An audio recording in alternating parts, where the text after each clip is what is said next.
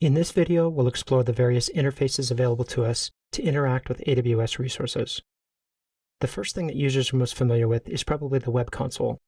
There's also an AWS API, as well as SDKs for programmatic access via most of the popular languages and platforms.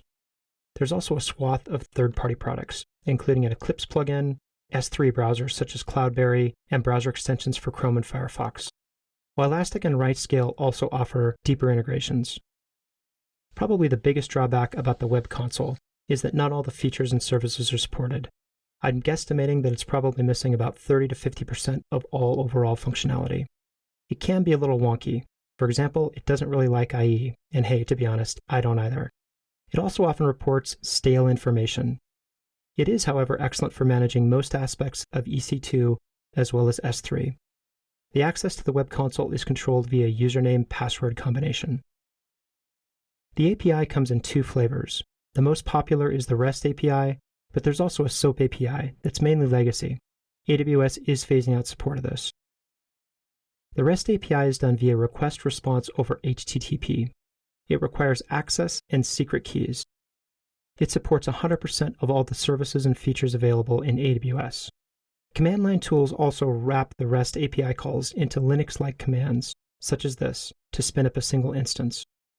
Each service has its own set of CLI tools, and you can download those through the AWS interface. The first three characters of each tool generally designates what it's for, such as EC2- is for EC2, AS- is for autoscaling, Mon- is for CloudWatch, so on and so forth. You can use the REST API in server-side bash scripts to programmatically control resources. For example, you could spin up assets at a certain time of day simply by firing off an API call. When dealing with eventually consistent resources, such as S3 and SQS, or those that live in the region, be particularly careful. You may write and then read and not see the data, or you may delete and then still see the data. The SOAP API does request response via XML documents. The interface to deal with the SOAP API is described by a WSDL document. It also requires creation and use of X509 certificates to sign the requests. AWS is phasing out support of this. Unless you have a very good reason, try to use the REST API or SDK for programmatic interface. The SDK provides native classes, objects, and so forth for specific server-side languages, such as Java, PHP, .NET, and so forth. It also provides mobile platform integration for Android and iOS, and there's new features and languages being added all the time. Service and feature support varies greatly language to language. Here's an SDK example in PHP of creating a new instance. Up here at the top, you can see that we require the SDK. We set up some parameters for it. We instantiate a new instance of an EC2 object in this case, and then we simply call a method called runInstances, passing in the variables that we described before. For developers, I also highly recommend the Eclipse plugin. It supports 10 services such as EC2, S3, SQS, DynamoDB, and so forth. For interface security, the APIs and console can both be locked down to specific actions or verbs such as create, and for specific nouns or resources for only some services, such as an S3 bucket named customer upload. Let's actually look at this in action. Using IAM, we're going to create a DB admin users group, which only has access to databases.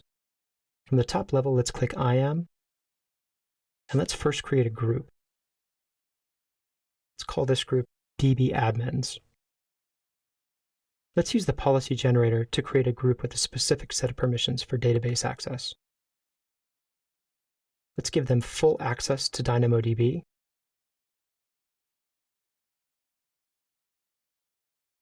full access to SimpleDB,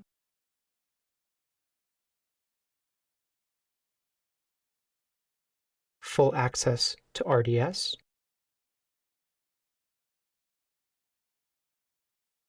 and let's maybe let them see EC2 instances by giving them access to describe instances.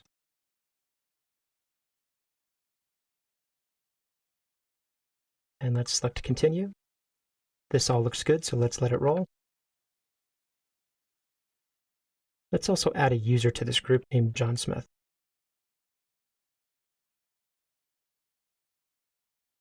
Let's download our credentials for our user and make sure that we know where those got saved. Right here. And let's go into our users. Let's create a password for John Smith. And we'll create an auto-generated one and download this password as well. And let's actually copy this so we can log in as John Smith. I'm going to paste that there for later. Now let's log out of the interface and log back in as John Smith.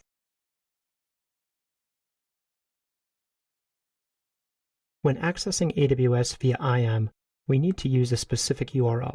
Let's go to the dashboard and browse down to find this link.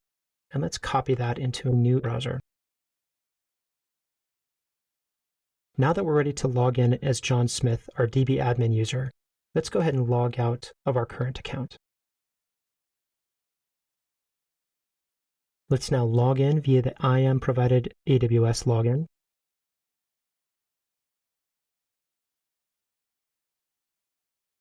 And paste in the password that was created. Now it looks like John can access all kinds of stuff, but let's actually see what he can really access. We didn't give him permissions for Elastic MapReduce, and we see that he doesn't have permissions. We did give read-only permissions on EC2. Let's see what that gives us. And it does actually let us see the running instances.